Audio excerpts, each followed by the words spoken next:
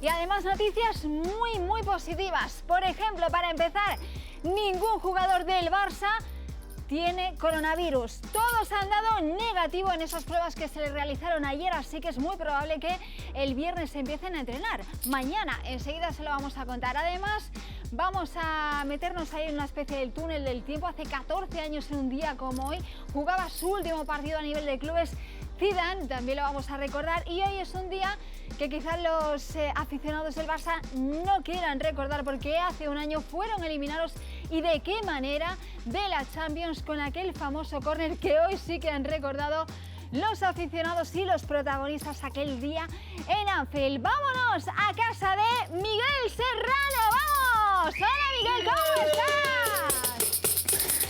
¿Qué tal, Anita? Muy buenas, buenas a todos ahí. Reparte, bueno, iba a decir reparte abrazos. No se puede. Oye, Claro. Estuve en aquel partido de Zidane contra el Villarreal aquí, en el Bernabéu, y no estuve en Anfield, pero lo vi en la tele. O sea que bueno, luego hablamos de todo eso. Bueno, pues vamos a hablar de todo eso y de mucho más, pero lo primero que vamos a hacer es ir con la noticia del día, ¿no? Que además la tiene de primera mano nuestro compañero Jamie Easton, y ya lo decía al principio, es una muy buena noticia, ¿verdad? Una excelente noticia según la emisora RAC-U, Ana, y tenemos pizarrita, Cero positivos el Barça ha dado en esos test que ayer se efectuaron toda la plantilla junto con Quique Setién y su cuerpo técnico, así que es algo para celebrar. Estamos esperando a que el club blaugrana lo haga de forma oficial mediante un comunicado y también comunique cuándo será el regreso a esos entrenamientos individuales. Recordemos que todos los jugadores, cuando se fueron ayer de esas instalaciones, se fueron con una bolsa biodegradable, con la ropa que el club ya les dejó preparada, y tienen que llegar a esas instalaciones del Barça vestidos. No se pueden cambiar ahí, tienen que ejercitarse e irse lo más rápido posible, todo para evitar riesgos. Pero lo importante es eso, que de momento, según parece, cero positivos a falta de confirmación oficial. Jamie, aun si hubiese dado positivo a alguien, hay que recalcar y hay que recordar a la gente que esos positivos no habrían tenido contacto con sus compañeros, y antes de que todo empiece, antes de los entrenamientos de mañana, esos positivos habrían ido, y no digo que vaya a ocurrir, que no vaya a ocurrir en algún equipo de la primera división, a su casa en cuarentena, y luego una vez curados, con test hechos de nuevo, habrían regresado a los entrenamientos y ya habrían tenido contacto con sus compañeros. O sea que en ese sentido el protocolo de la liga, hay que recalcar eso, ¿no? Que preparaba el hecho de que pudiese haber positivos, porque puede haber. Mira, en Italia hoy se han confirmado 3 jugadores de la Fiorentina y 3 del cuerpo técnico. Imagino que en Italia estarán haciendo lo mismo, efectivamente, cuarentena, y luego ya se juntarán, ¿no? Sí, exactamente, y en ese protocolo de la Liga lo especificaba muy bien el hecho de que los controles cómo tenían que ser, tenían que ir entrando de uno en unas instalaciones, había que desinfectarlo todo entre cada jugador, por eso estaban llegando por tandas a las ciudades deportivas, y por eso mismo, si uno daba positivo, no podía afectar el planning del resto porque no había tenido ningún tipo de contacto con nadie. Cada uno llegaba con su coche y se iba otra vez con su correspondiente vehículo. Y lo mismo va a ser el protocolo durante las siguientes fases. Si uno da positivo, se le va a aislar solo a ese jugador, nunca a todo el equipo, sea la fase inicial en la que está a punto de empezar los entrenamientos individuales, sea la fase de entrenamientos en grupos o incluso la fase una vez reiniciada la competición. La intención es solo aislar a quien dé positivo. Claro, Jamie, por cierto, que estábamos viendo las imágenes del día de ayer cuando los jugadores fueron a someterse a esos test.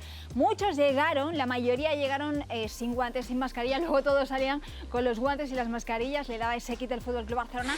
Pero claro, aclarar a la gente, porque hoy estamos muy contentos con esta noticia, ningún positivo en el Barça, pero cuidado, porque podemos conocer en los próximos días positivos. De hecho, la Liga, ¿no?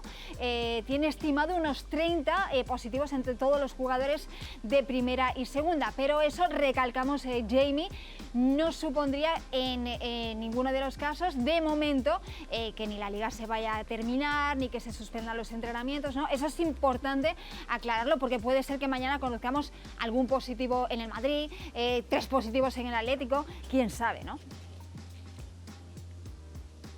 Sí, es muy probable. Viendo lo que ha pasado en Alemania, viendo lo que está pasando en Italia, en España no es que seamos inmunes al virus y los datos están ahí. Es uno de los países que más le ha afectado y lo mismo puede suceder entre los futbolistas. La Liga, como bien decías, está estimando en unos 30 posibles positivos entre las dos máximas categorías del fútbol español. Todo se está haciendo bien de momento. Veremos cuando sepamos qué club y cómo está diagnosticando e informando sobre esos positivos, pero es que es tan estricto todo, Ana, que por ejemplo ayer, cuando todos los futbolistas llegaban a esa ciudad deportiva del Barça, Ousmane Dembélé no pudo ir. ¿Por qué no pudo ir? Porque no está inscrito en la Liga, porque se le dio de baja federativa para poder inscribir a Martin Braithwaite, ese fichaje de urgencia después de esa lesión de larga duración del francés. Y Ousmane Dembélé ahora mismo no puede pisar esa ciudad deportiva porque la Liga le impide que se haga el test y el Barça de momento no le puede hacer el test por su lado. El club catalán está estudiando cómo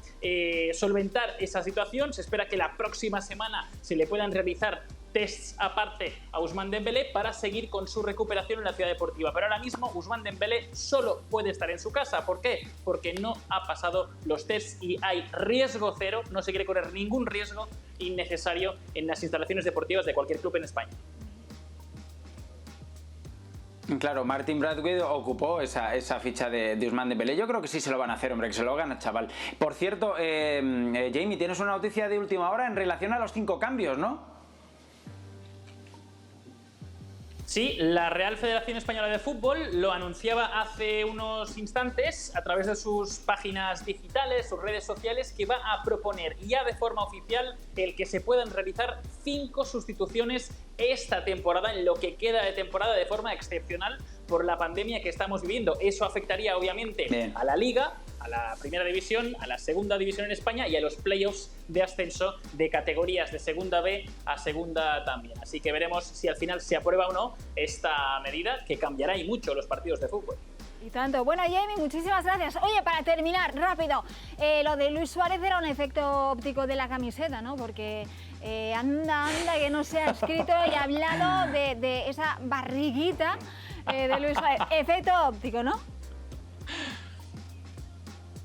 Sí, y yo llevo muchas temporadas siguiendo el Barça, Ana. No hay ni una sola temporada en la que no se habla del físico de Luis Suárez. Que Luis Suárez no es un palo, que Luis Suárez está fuerte, y está fuerte. Y Sofía Balbi lo publicó en las redes sociales, que es de que está fuerte, que no está gordo, hombre. Bueno, un abrazo. Jamie, cuídate mucho.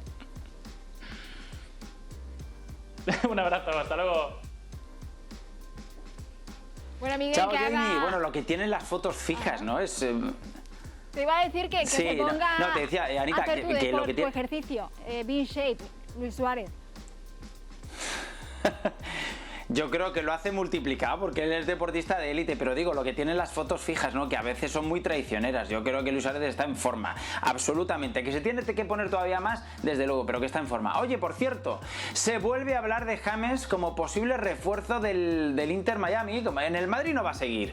Y luego tiene opciones en Europa, como el Atlético de Madrid, para no moverse de la capital de España. En Inglaterra tiene alguna, algo se ha hablado del Everton.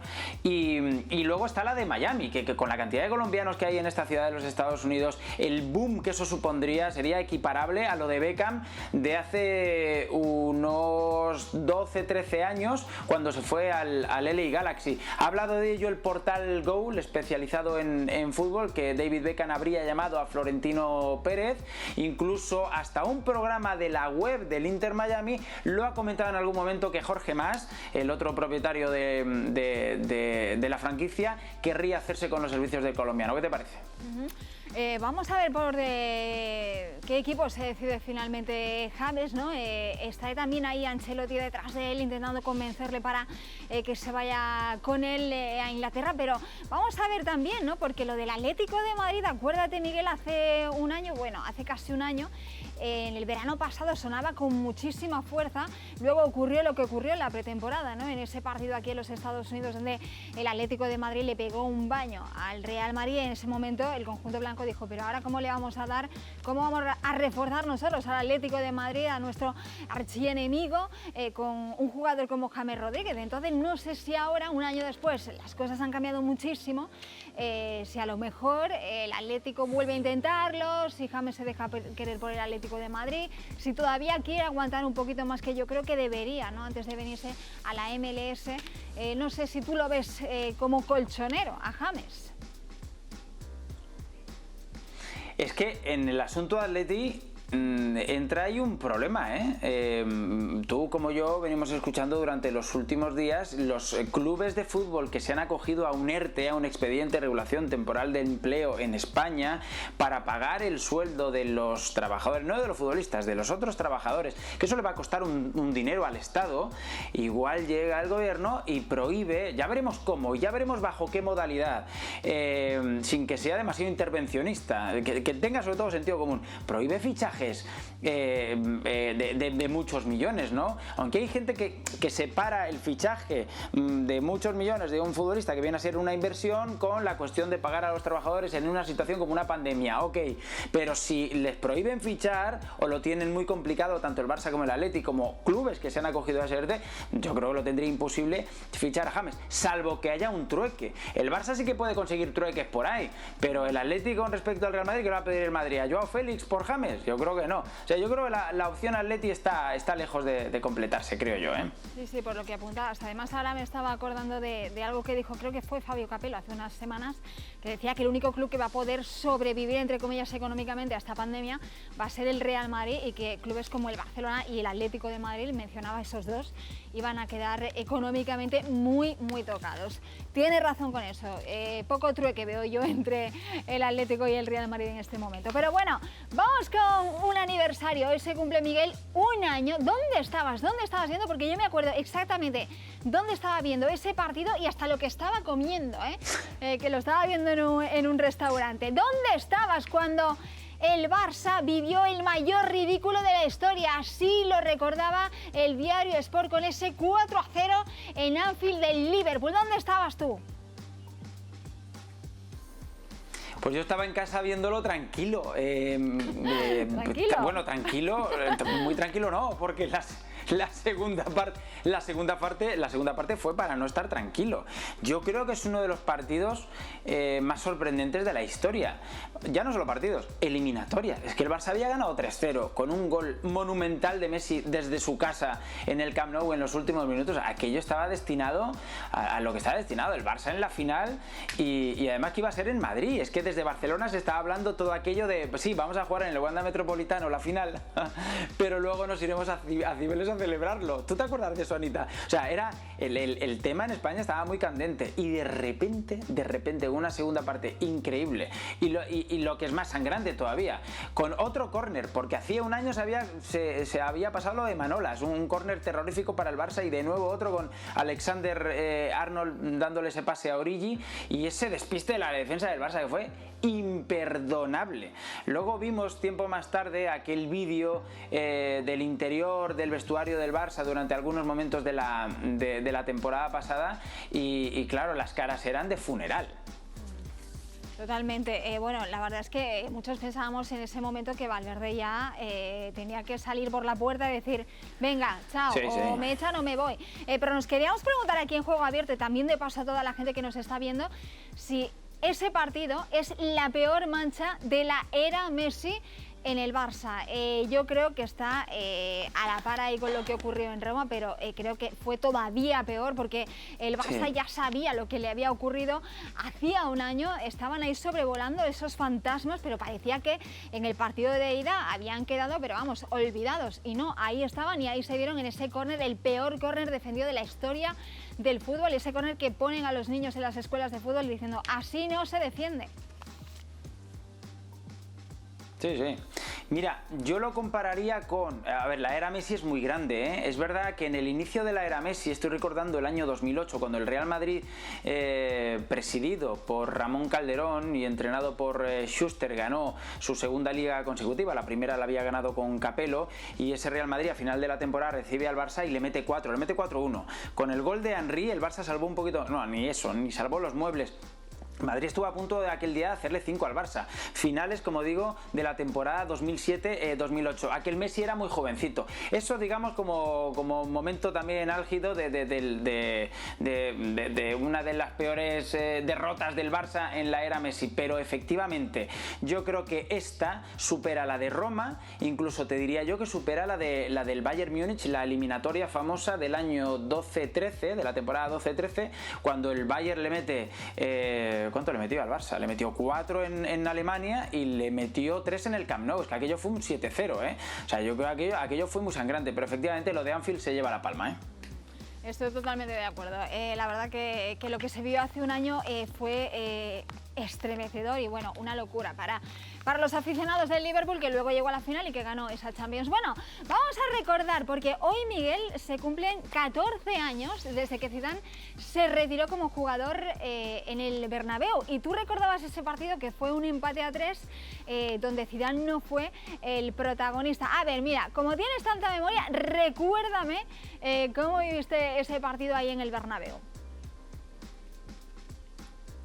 Oye, era contra el Villarreal, creo Eso, recordar, perdón, ¿no? A ver si me estoy equivocando. Yo Villarreal estoy casi convencido que era 3-3. ¿Y qué he dicho? Ni sé lo que he dicho.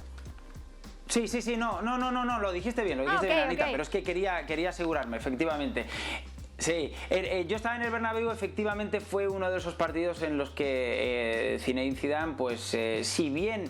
Bueno, iba a decir, estaba de capa caída, no tanto. Un mes más tarde, o 2 meses más tarde, llegó a la final de un mundial prácticamente él solo, con una selección aquella francesa que todos los querían matar y estaban más vivitos que nadie. Y aquel día Zidane se retiró del fútbol, porque antes efectivamente ese día se había retirado del Real Madrid. Bueno, pues Zidane era lo que era. En el Madrid llevaba unos años sin ganar prácticamente nada, no solo él, el equipo entero, con unos galácticos venidos a menos. Yo no sé qué pasó en ese vestuario, pero cada vez que uno iba al Bernabéu a ver a jugar al fútbol a Zidane, pues era una maravilla, ¿no? Siempre dejaba su sello. Empezó a llorar al final de aquel partido con un sentimiento de gratitud, y fíjate lo que son las cosas, ¿no? Como diciendo, ya volveré, y él dijo, ya volveré. Pues anda que volvió bien, dándole 3 Champions de 3 años consecutivos al Real Madrid, y siendo también el segundo de Ancelotti en la 10ª, en aquella primera Champions de esta seguidilla. Por eso nos hacemos esa pregunta: ¿qué se recuerda más, al Zidane como futbolista o al Zidane como entrenador? En el aficionado del Real Madrid, ¿qué tiene en la retina? ¿Qué recuerda con más cariño? Yo me voy a mojar, yo voy a decir que incluso al Zidane futbolista. El Zidane futbolista ha sido tan grande, pero no solo con el Madrid, también con la Juve, también con la selección francesa, que eclipsa, yo creo, al Zidane entrenador, y te voy a explicar por qué, y ya con esto termino. Porque si bien Guardiola será recordado más como entrenador, y eso que Guardiola era un gran futbolista, Guardiola como entrenador es un tipo muy intenso, ¿no? Es un tipo que tácticamente es muy metódico, y sin embargo Zidane no tiene eso. Zidane gestiona los grupos de otra manera. Zidane está un poquito más a la sombra. Por tanto, yo creo que como jugador era bastante más protagonista. Yo me quedaría con el Zidane jugador, siendo como entrenador muy bueno también.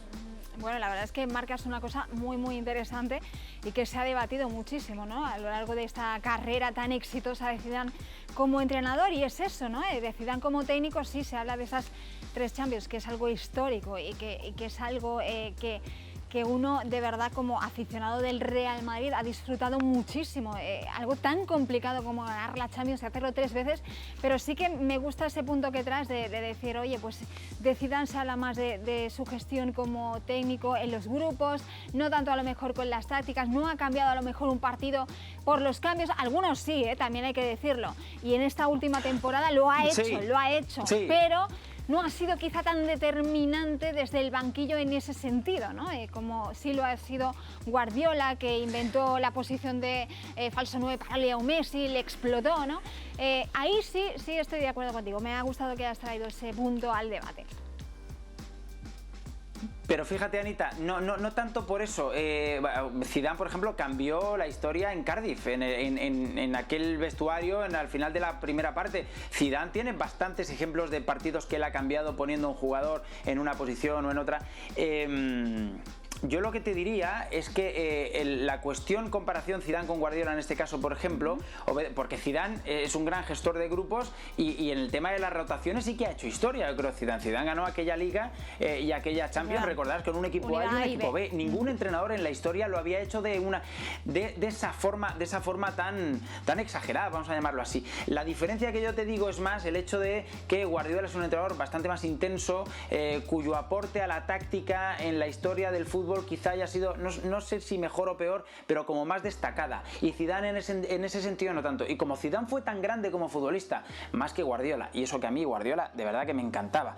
Pero además Zidane ha ganado un mundial él solo, llegó a la final de otro prácticamente él solo. Entonces yo creo que sí que su figura como futbolista pues brilla un poquito más que su figura como entrenador, siendo esta última tremenda también, ¿eh? Sí. Bueno, pues invitamos también a la gente que nos ve, que opine, a ver qué Zidane recuerdan más o tienen en la retina, el futbolista o el entrenador. Vamos ahora a las redes sociales, nos damos como siempre un paseo, nos vamos hasta acá para ver qué tenemos por aquí. Bueno, pues oficial, atención, la Bundesliga se va a reanudar el 16 de mayo, se jugarán partidos sábado, domingo y lunes. ¡Vamos! Y aquí ya tenemos los horarios de la primera jornada, tenemos ese partido entre el Augsburg y el Wolfsburgo, bueno, en fin, que estamos deseando, Miguel. Esto es histórico, ¿no? El primer partido después de este parón por coronavirus. Desde luego. Bueno, más. Desde luego, y poquito más tarde, la turca que va a volver y la española no tiene fecha todavía, pero también va a volver. Bueno, a ver si haces esto, ¿eh? El desafío es 5 kilómetros en 15:57. Vamos que se puede con muchas ganas y motivación. Arturo Vidal, me parece un tiempazo. Y esto yo no lo consigo ni aunque esté entrenando de aquí al resto de mi vida, vamos. Yo no sé, porque mira, fíjate, yo hago mucho deporte, Ana, tú lo sabes, pero yo no me mido, yo no me cronometro, nunca lo he hecho, la verdad. Quizá debería empezar a hacerlo, pero es que nunca, no. Yo me pongo a correr y como Forrest Gump, o sea, yo tiro para adelante. No, yo tiro para adelante. Bueno, y ojo a esto. ¡Oh, no! Álvaro Morata ha sido abducido por un alien. Ahí está. Está gracioso, ¿eh? Con las patitas ahí cortitas. El famoso TikTok. Sí, Álvaro Morata alguna vez ya lo subieron. Sí, alguna vez ya lo subieron a una nave extraterrestre, lo lobotomizaron y lo hicieron pasar del Madrid al Atlético de Madrid. Esto ya se lo habían hecho, yo creo. En fin. Bueno, Miguel, hoy teníamos Bean Shape, no, mañana, ¿no? Hoy es jueves. Viernes, mañana. Hoy es jueves, mañana hay un Bean Shape. Sí, mañana voy a estirar en el Bean Shape. Voy a dar algunas claves de cómo hago stretching yo. Pues perfecto, ahí te estaré viendo y también en Juego Abierto. Nos vemos mañana. Un beso y besos a todos. Cuídense mucho. Otro. ¡Chao! ¡Adiós!